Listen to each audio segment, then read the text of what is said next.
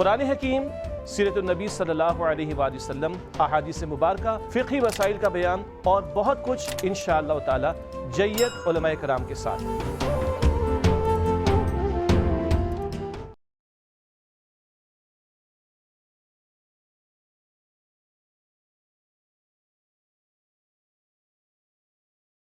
السلام علیکم ورحمۃ اللہ وبرکاتہ۔ الحمدللہ وکفی وسلام علی عبادہ الذین اصطفی، اما بعد فاعوذ باللہ من الشیطان الرجیم، بسم اللہ الرحمن الرحیم۔ اللہم صلی علی سیدنا و نبینا محمد وعلی آل سیدنا و حبیبنا محمد وبارک وسلم، ولا حول ولا قوة الا باللہ العلی العظیم۔ ہمارے دین کے 3 حصے ہیں۔ ایک مشہور حدیث ہے جو حدیث کی مختلف کتابوں کے اندر درج ہے، جس کو حدیث جبرائیل کہا جاتا ہے۔ ہمارے ایک پچھلے پروگرام کے اندر ہم نے اس کے بارے میں تفصیلی بات بھی کی تھی۔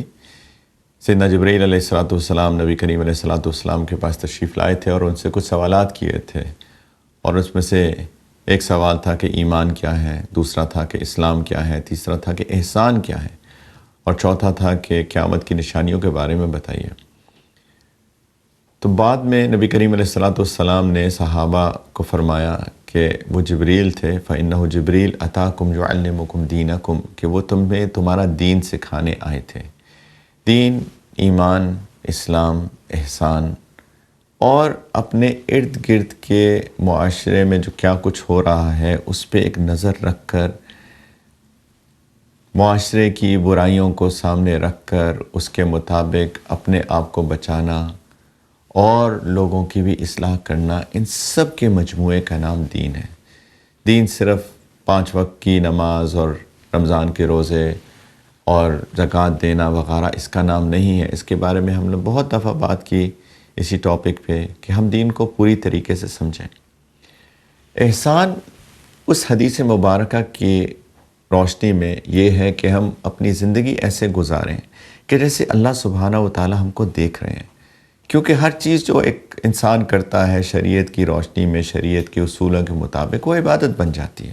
ہمارا کمانا بھی عبادت، ہماری رشتہ داریاں بھی عبادت، ہر چیز عبادت۔ تو احسان نبی کریم علیہ السلام نے یہ فرمایا کہ تم ایسے عبادت کرو اللہ کی کہ جیسے اللہ کو دیکھ رہے ہو، نہیں دیکھ سکتے تو اللہ تو تم کو دیکھ رہے ہیں۔ تو ایک تو احسان کی یہ تعریف ہے جو کہ حدیث مبارکہ میں آئی ہے، اور احسان حسن سے نکلا ہے، انسان کو خوبصورت بناتا ہے، انسان کے اخلاق اچھے کرتا ہے، انسان اپنے اوپر قابو پاتا ہے۔ احسان کی ایک اور تعریف بھی ہے، اور احسان کی یہ تعریف ہے کہ ہر 2 لوگوں کے ایک دوسرے پہ حقوق ہیں۔ ہم سب کے ایک دوسرے پہ حقوق ہیں۔ میرے آپ کے اوپر حق ہے، آپ کا میرے اوپر حق ہے، شوہر کا بیوی پہ ہے، بیوی کا شوہر پہ ہے، والدین کا اولاد پہ ہے، اولاد کا والدین کے اوپر ہے، ہمسایوں کے حقوق ہیں، کام کرنے والوں کے حقوق ہیں، امپلائیز کے حقوق ہیں، امپلائرز کے حقوق ہیں، سب کے حقوق ہیں۔ کسی کو اس کا حق دینا، اس کو کہتے ہیں عدل، جسٹس۔ اگر کسی کا حق نہ دیا جائے تو اس کو کہتے ہیں ظلم۔ عدل کا اپوزٹ ہوتا ہے ظلم یا باغی، جس طرح قرآن میں آتا ہے۔ اور اگر کسی کو اس کے حقوق سے بڑھ کر دیا جائے تو اس کو کہتے ہیں احسان۔ اللہ سبحانہ و تعالیٰ نے قرآن پاک میں فرمایا کہ ان اللہ یأمر بالعدل والاحسان وایتاء ذی القربی، سورۃ النحل کی آیت نمبر 90 ہے، 90۔ اللہ تعالیٰ حکم دیتے ہیں عدل کا، احسان کا، اور قریبی رشتہ داروں کو دینے کا۔ اور آگے اللہ سبحانہ و تعالیٰ نے فرمایا وَيَنْهَى عَنِ الْفَحْشَاءِ وَالْمُنْكَرِ وَالْبَغْيِ، اللہ تعالیٰ منع فرماتے ہیں فحشاء سے، اموڈسٹ چیزوں سے، شیمفل ایکٹ سے، منکر سے، برائی سے، اور باغی، ظلم سے۔ یعظکم لعلکم تذکرون، اللہ تعالیٰ تم کو نصیحت فرماتے ہیں تاکہ تم نصیحت پکڑو۔ اب یہاں اللہ تعالیٰ فرما رہے ہیں کہ عدل کرو اور احسان کرو، اور اللہ تعالیٰ فرما رہے ہیں کہ فحش چیزوں سے بچو، منکر بری چیزوں سے بچو۔ بہت بری چیزیں فحش ہیں، اس کے اندر بہت ساری چیزیں آ جاتی ہیں، اور ظلم سے بچو۔ عدل اور احسان، یہ دونوں چیزیں اللہ سبحانہ و تعالیٰ حکم دے رہے ہیں۔ سوال ایک پیدا ہوتا ہے کہ اگر کسی کو اس کے حقوق سے بڑھ کر دینا احسان ہے تو ہم احسان ہی کیوں نہ کریں؟ عدل کی بات کیوں ہے؟ کئی جگہ پر عدل ضروری ہے. لوگ یہ سوالات بھی پوچھتے ہیں کہ کوئی میرے ساتھ بہت برا کرتا ہے تو میں کیا کروں؟ عدل کروں کہ احسان کروں؟ تو ڈیپینڈ کرتا ہے کہ وہ کیا کام کر رہا ہے. اگر مثال کے طور پہ ایک درندہ نما شخص ہے، وہ کسی بچی کی، کسی عورت کی بے حرمتی کرتا ہے، اس کو ابیوز کرتا ہے، اب ایسے شخص کے اوپر احسان کا معاملہ تو نہیں کرنا چاہیے. اس کو تو عدل کے کٹہرے میں کھڑا کرنا چاہیے، اس کو تو پولیس کے حوالے کرنا چاہیے، اس کو تو عدالت میں لے کے جانا چاہیے، اور عدالت جو ہے وہ اس کو جو سزا دے سکتی ہے اس کو سزا دینی چاہیے. ایسے لوگوں کے ساتھ عدل کرنا چاہیے، کیونکہ یہ لوگ معاشرے کے اندر بے راروی، تباہی، بربادی بچانے والے لوگ ہیں. ایسے لوگوں کے ساتھ عدل کا معاملہ کرنا چاہیے. لیکن اگر میری اپنی ذات سے تعلق ہے کوئی چیز، کسی نے میرے پاس آیا اور اس نے میرے ساتھ برا سلوک کیا، کسی نے میرے ساتھ برے طریقے سے بات کی، تو اس کے ساتھ کوشش کرنی چاہیے کہ انسان معاف کر دے. اس کو احسان کہتے ہیں. کیونکہ اگر اس نے مجھے ایک بری بات کہی تو میں اگر اسی انٹینسٹی کی بری بات اس کو بھی کہہ دوں تو عدل ہوتا. اس کے اندر کوئی مواخذہ بھی نہیں ہے. لیکن اگر میں اس کو معاف کر دوں گا تو یہ احسان ہے. اور جیسے میں نے کہا کہ کسی کا کوئی حق بنتا ہے، اس کے حق سے بڑھ کر میں اس کو دوں تو یہ بھی احسان ہے. تو اللہ تعالیٰ چاہتے ہیں کہ ہم احسان کا معاملہ کریں. کچھ مثالیں قرآن پاک سے اللہ سبحانہ و تعالیٰ نے مثال کے طور پہ سورۃ الانسان کی جو آیت نمبر 7 سے لے کر 10 تک ہے، اس میں اللہ تعالیٰ نے اپنے نیک بندوں کے بارے میں بتایا کہ یوفون بالنذر ویخافون یوما کان شرہ مستطیرا، کہ یہ لوگ ڈرتے ہیں اس دن سے جس کا شر بہت زیادہ ہے، یعنی قیامت کا دن بہت ہولناک دن ہے، اور اپنے جو نظر ہیں، اپنی انہوں نے جو نظریں مانی ہوئی ہیں ان کو پورا کرتے ہیں. وَيُطْعِمُونَ الطَّعَامَ عَلَىٰ حُبِّهِ، وہ اللہ کی محبت میں کھانا کھلاتے ہیں. مِسْكِينًا وَشَتِيمًا وَأَسِيرًا، مسکین لوگوں کو، یتیموں کو، قیدیوں کو. اور کھانا کھلانے کے بعد وہ یہ کہتے ہیں کہ اِنَّمَا نُطْعِمُكُمْ لِوَجْهِ اللَّهِ، میں نے تو تمہیں صرف اللہ کے لیے کھانا کھلایا ہے. لا نريد منکم جزاء ولا شکورا، نہ مجھے تم سے اس کی جزا چاہیے، نہ ہی مجھے تم سے اس کا شکریہ چاہیے. یہ احسان ہے کہ کسی کو کھانا بھی کھلاؤ اور شکریہ بھی ایکسپیکٹ نہ کرو. کیونکہ عدل تو یہی ہے نا کہ میں کسی کو کھانا کھلاؤں، وہ اور کچھ نہیں تو کم از کم مجھے شکریہ تو کہہ دے. یا کل کو مجھے ضرورت پڑے تو آج میں نے اس کو کھانا کھلایا ہے تو کل کو مجھے کھانا کھلا دے. لیکن احسان کا معاملہ یہ ہے کہ میں نہ جزا ایکسپیکٹ کروں کہ وہ مجھے کھانا کھلائے، نہ ہی میں اس سے شکریہ ایکسپیکٹ کروں، ایکسپیکٹیشنز نہ ہوں.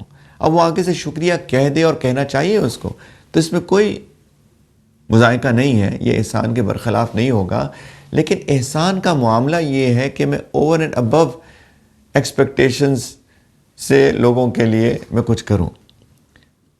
اِنَّا نَخَافُ مِن رَبِّنَا يَوْمًا عَبُوسًا قَمْطَرِيرًا، کہ میں تو اس لیے کھانا کھلا رہا ہوں کہ مجھے ڈر ہے اپنے رب سے اس بات کا، اس دن کا جہاں پہ ترازو میں لوگوں کو تولا جائے گا،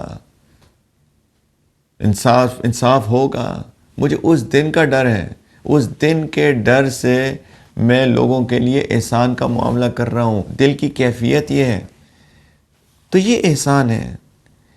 اسی طریقے سے ایک جگہ اللہ سبحانہ و تعالیٰ نے فرمایا سورہ آل عمران کی آیت نمبر 134 135 کہ متقین وہ ہیں الذین ينفقون فی السراء والضراء، کہ وہ لوگ ہیں جب وہ خوشحالی ہوتی ہے یا تنگی ہوتی ہے، دونوں حال میں اللہ تعالیٰ کے لیے خرچ کرتے ہیں. والکاظمین الغیظ والعافین عن الناس، یہ لوگ اپنا غصہ پی جاتے ہیں، اپنا غصہ قابو میں کر لیتے ہیں اور لوگوں کو معاف کر دیتے ہیں. یعنی اگر ان کی اپنی ذات متاثر ہوئی ہے صرف، تو اس میں بدلہ نہیں لیتے. غصہ تو ان کو آتا ہے لیکن اس کو کنٹرول کرتے ہیں اور لوگوں کو معاف کر دیتے ہیں. واللہ یحب المحسنین، اللہ تعالیٰ فرماتے ہیں ایسے احسان کرنے والوں سے اللہ بہت محبت کرتے ہیں. والذین اذا فعلوا فاحشۃ او ظلموا انفسهم ذکروا اللہ، جب ان سے کوئی بہت برائی کا کام ہو جاتا ہے، کوئی فحاشی کا کام ہو جاتا ہے، یا وہ اپنی جانوں پر ظلم کر بیٹھتے ہیں۔ اللہ تعالیٰ کی نافرمانی اصل میں اپنی جانوں پر ظلم ہے۔ میں اللہ پہ کوئی ظلم نہیں کرتا جب میں اللہ کی نافرمانی کرتا ہوں۔ جب لوگوں کے حقوق نہیں دیتا تو میں لوگوں پر ظلم کرتا ہوں، لیکن جب میں اللہ کے حقوق نہیں دیتا تو اپنی جان پر ظلم کرتا ہوں، کیونکہ اللہ تعالیٰ نے جتنی بھی باتیں بتائی ہیں، مجھے کرنے کو کہی ہیں، وہ اصل میں میرے ہی فائدے کے لیے تھی۔ اگر میں نے ان باتوں کو نہ کیا تو اللہ تعالیٰ کا میں نے کوئی نقصان نہیں کیا، میں نے اپنی جان ہی پر ظلم کیا۔ تو یہی اللہ تعالیٰ فرما رہے ہیں کہ یہ لوگ جب بہت سخت برائی کے کاموں میں پڑ جاتے ہیں یا اپنی جانوں پر ظلم کر بیٹھتے ہیں اللہ کی بات نہ مان کر، ذکر اللہ، یہ اللہ کو یاد کرتے ہیں، فاستغفروا لذنوبہم، اور اللہ تعالیٰ سے اپنے گناہوں کی معافی مانگ لیتے ہیں، اور پھر اللہ تعالیٰ فرماتے ہیں وَمَن يَغْفِرُ الذُّنُوبَ إِلَّا اللَّهُ۔ ایک جملہ معترضہ کے طور پہ ایک بات اللہ تعالیٰ نے فرمائی کہ دیکھو اللہ کے سوا گناہ معاف کرتا بھی کون ہے، اور کوئی بھی نہیں ہے جو اللہ کے سوا گناہوں کو معاف کر دے۔ اور پھر اللہ تعالیٰ دوبارہ سے فرماتے ہیں کہ یہ لوگ اللہ سے معافی مانگتے ہیں، وَلَمْ يُصِرُّوا عَلَى مَا فَعَلُوا وَهُمْ يَعْلَمُونَ، جانتے بوجھتے اپنے گناہوں پہ اصرار نہیں کرتے، اس کو کنٹینیو نہیں رکھتے، ایسا نہیں کرتے کہ بس میں باغی ہی ہو جاؤں، میں سنوں ہی نہ اور کرتا جاؤں وہ غلط کام جو میں کر رہا تھا۔ ان کو احساس ہوتا ہے، یہ فوراً اس احساس میں ندامت کے ساتھ اللہ تعالیٰ سے معافی مانگ لیتے ہیں اور اس کام سے رک جاتے ہیں۔ یہ بھی احسان ہے کہ انسان غصہ قابو کرے، لوگوں کو معاف کرے۔ یہی محسنین ہے، اللہ ان سے محبت کرتے ہیں، اور انہی محسنین ہی کی یہ تعریف ہے کہ جب ان سے کوئی بہت برا کام ہو جاتا ہے، جب وہ اپنی جان پہ ظلم کرتے ہیں تو اللہ تعالیٰ کو یاد کر کے اللہ تعالیٰ سے معافی مانگتے ہیں اور اپنے گناہوں پہ اصرار نہیں کرتے۔ تو پلیز ہمیں اس احسان کی کیفیت کو پیدا کرنا چاہیے۔ ہر چیز میں احسان، ہر چیز میں خوبصورتی، ہر چیز میں جس کا جو حق ہے اس سے بڑھ کر دینا، اس سے بڑھ کر کرنا۔ احسان تو ایون جانوروں کو ذبح کرنے کے اندر بھی ہے۔ نبی کریم علیہ السلام نے فرمایا کہ ان اللہ کتب الاحسان علی کل شیء، اللہ تعالیٰ نے ہر چیز کے لیے احسان کو لکھ دیا ہے۔ فرمایا کہ اگر کوئی لڑائی ہو جائے، میدان جنگ میں ہو، وہاں پہ اگر جنگ میں تو ظاہری بات ہے لوگ مارے جاتے ہیں، لیکن اگر دشمن سے تمہارا سامنا ہو اور اس کو جب تمہیں مارنا پڑے، اس کے ساتھ بھی اچھا سلوک کرو، اور جب تم جانور ذبح کرو فَأَحْسِنُوا الذِّبْحَ، تو اس ذبح میں بھی اچھے طریقے سے ذبح کرو اور اپنی چھری کو تیز کر لو۔ سبحان اللہ، یہ ہمارا دین اسلام ہے۔ جانوروں کو ذبح کرنے کا بھی احسان کے ساتھ طریقہ سکھایا جا رہا ہے۔ تو پلیز ہم لوگ احسان والے لوگ بنیں، خوبصورت لوگ بنیں، اچھے لوگ بنیں، ہماری پرسنالٹیز ایسے ہوں کہ اس کے اندر اخلاقی حسن جھلکے۔ یہی تو دین اسلام ہے۔ اللہ تعالیٰ نے قرآن کے اندر اپنے کچھ خاص بندوں کا ذکر کیا ہے، جس کو اللہ سبحانہ و تعالیٰ نے عباد الرحمن کہا ہے۔ یہ رحمان کے بندے ہیں، ایسے بندے ہیں جن پہ اللہ کی خصوصی رحمتیں برستی ہیں۔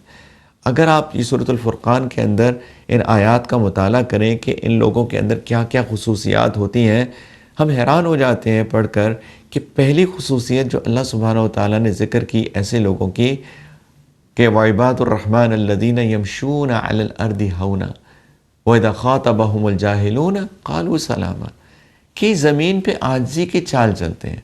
ان کی چال سے پتہ چل جاتا ہے کہ یہ کتنے پیارے لوگ ہیں، کتنے دھیمے مزاج لوگ ہیں۔ ان کے ظاہر سے ان کی پرسنالٹی ریفلیکٹ کرتی ہے کہ یہ کتنے اچھے لوگ ہیں، کتنے عاجز لوگ ہیں، ان کے اندر ایروگنس نام کو نہیں ہے۔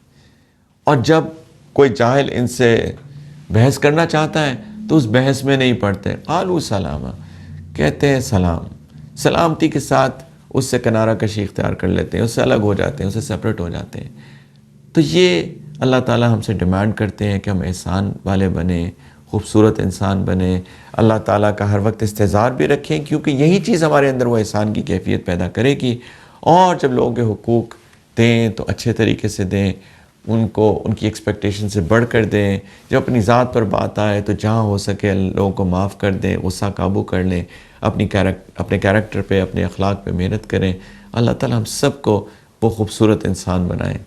انشاءاللہ بریک لیتے ہیں ایک چھوٹی سی, اس کے بعد حاضر ہوتے ہیں آپ کے سوالوں کے ساتھ. آپ اپنے سوالات ای میل کر سکتے ہیں deenفطرت@ardigital.tv پر. السلام علیکم ورحمۃ اللہ وبرکاتہ. Welcome back.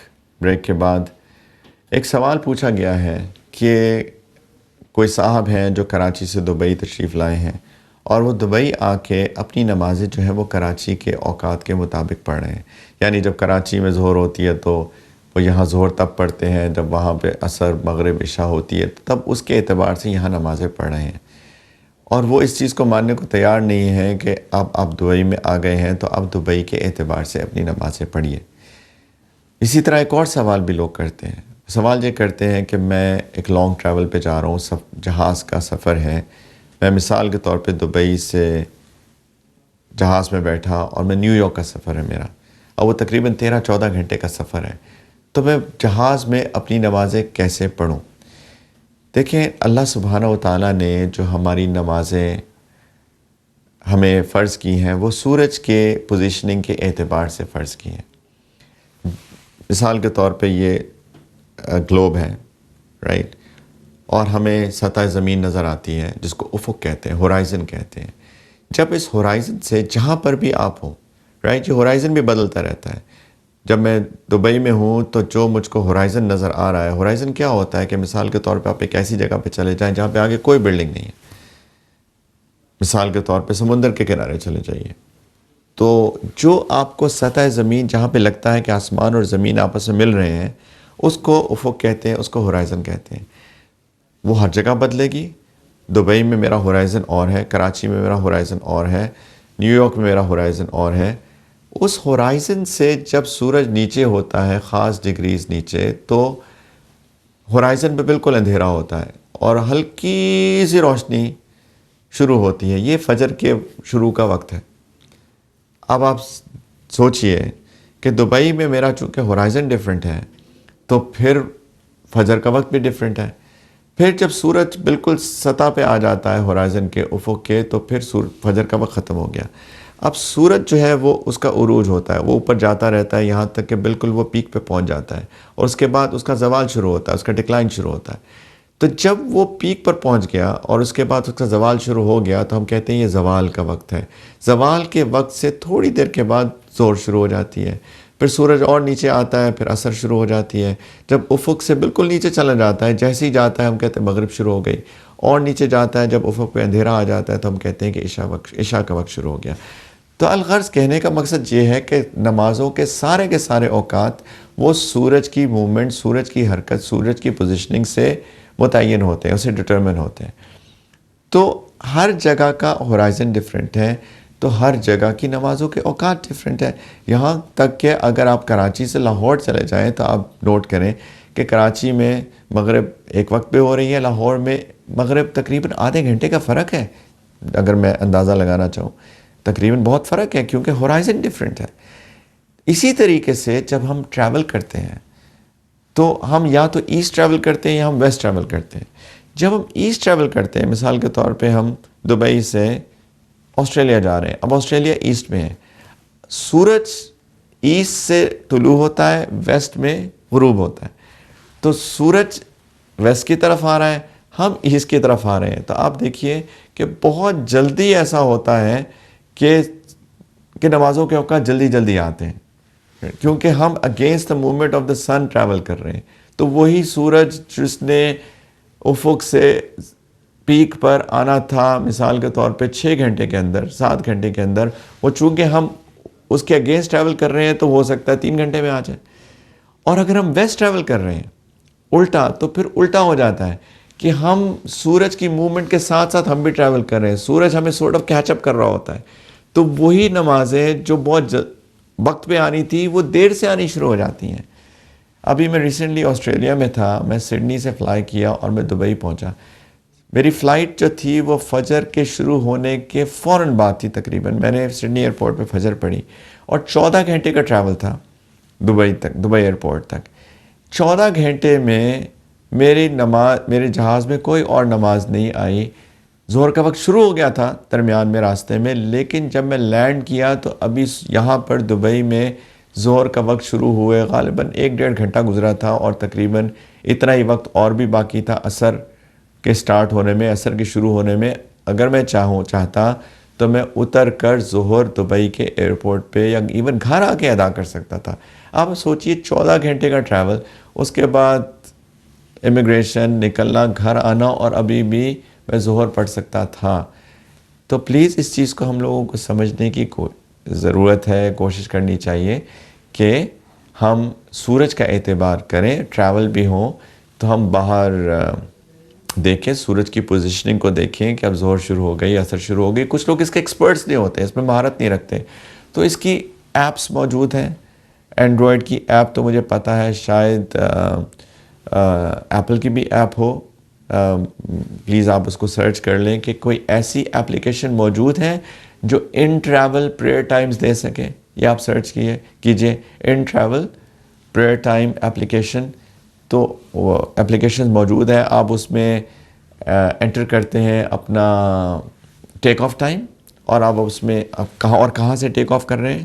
مثال کے طور پہ کراچی ایئرپورٹ سے میں صبح 6 بجے ٹیک آف کر رہا ہوں، اور جہاز کا لینڈنگ ٹائم کس جگہ پہ کتنا ہے، وہ اگر آپ انٹر کر لیں تو وہ آپ کو دیتا ہے کہ آپ کے لوکل ٹائم کے مطابق، کراچی کے وقت کے مطابق ظہر کب شروع ہوگی. وہ آپ کو ہیلپ آؤٹ کرتا ہے، تو اس کے مطابق نمازیں پڑھیے. اسی طریقے سے روزے کا بھی یہی تعلق ہے. دیکھیں روزہ بھی جب فجر کا ٹائم شروع ہو جاتا ہے روزہ شروع ہو جاتا ہے، جب مغرب کا ٹائم شروع ہو جاتا ہے تو مغرب شروع ہو جاتی ہے. تو اب یہاں پہ بھی ہم نے اس جگہ پر جہاں کہ ہم ہیں وہاں کی سورج کا اعتبار کرنا ہے، وہاں کی مغرب کا اعتبار کرنا ہے. کچھ لوگ جب یہی غلطی کرتے ہیں، آپ جا رہے ہیں کراچی سے نیو یارک اور آپ کہہ رہے ہیں، اور آپ نے روزہ رکھ لیا. بڑا لمبا سفر ہے، بڑی ہمت ہے آپ کی، اچھی بات بھی ہے اگر آپ رکھنا چاہتے ہیں، ایز لانگ ایز کہ اپنے اوپر ظلم نہ کریں. اگر آپ کو تکلیف ہو تو آپ توڑ سکتے ہیں سفر کا روزہ. لیکن لوگ ایسا کرتے ہیں کہ جی کراچی کے مغرب کے مطابق اپنا روزہ افطار کر رہے ہیں، اور جب آپ جہاز کی کھڑکی کھول کے دیکھتے ہیں تو باہر آپ کو سورج نظر آ رہا ہوتا ہے، وہ تو چمک رہا ہے. تو اب ہم کیسے روزہ کھولیں جبکہ سورج تو سامنے ہے، اور ہمیں پتہ ہے کہ سورج کے غروب ہونے پر روزہ افطار ہوتا ہے. تو پلیز اس چیز کا ہم لوگ خیال کریں، اس علم کو سیکھیں. دیکھیں نمازیں ہمارے اوپر 5 وقت کی اپنے اپنے وقت پہ فرض کی گئی ہیں. اللہ سبحانہ وتعالی نے فرمایا کہ ان الصلاۃ کانت علی المؤمنین کتابا موقوتا. نمازیں ایمان والوں پر اپنے اپنے وقت پہ فرض کی گئی ہیں. تو اس وقت کا لحاظ کرنا بہت ضروری ہے. اور پلیز جب آپ ریزیڈنٹ ہوں، اپنی جگہ پہ مقیم ہوں، تب بھی آپ پلیز نمازیں اپنے وقت پہ ادا کیجیے. ایک نماز کا چھوڑ دینا یہ ایک بہت سخت بات ہے. حدیث مبارکہ میں بہت سخت اس کی وعید آئی ہے. پلیز اس کا خیال کیجیے کہ ہم اپنے نمازوں کو اپنے وقت پہ ادا کریں. نماز تو مومن کی نشانی ہے. نبی کریم علیہ السلام کے زمانے میں جو منافقین تھے، اور منافقین کون تھے؟ جو ظاہر کرتے تھے کہ میں مسلمان ہوں لیکن حقیقت میں وہ نہیں تھے.